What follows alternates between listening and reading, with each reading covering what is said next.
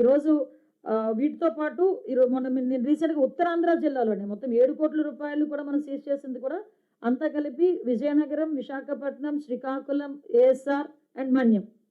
ఈ 5 జిల్లాల్లోనే ఇంచుమించు 7,00,00,000 వరకు మనం అక్కడ సీజ్ చేయడం జరిగిందండి. ఆస్తులు సీజ్ చేయడం జరిగింది.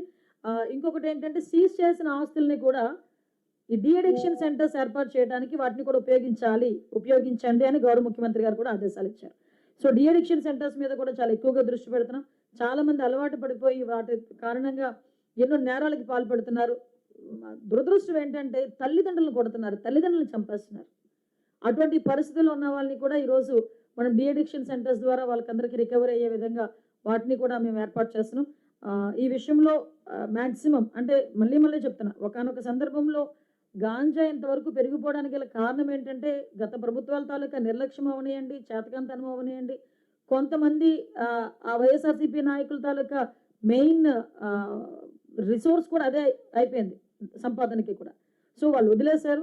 కానీ మేము డే ఫస్ట్ నుంచి కూడా ఒక పక్క అభివృద్ధి సంక్షేమం ఎలా తీసుకెళ్తున్నామో ఈ గాంజా నిర్మూలన కూడా అంతే విధంగా అంతే సీరియస్గా తీసుకొని మేము ఈరోజు ముందుకెళ్లే పరిస్థితి కనిపిస్తూ ఉంది.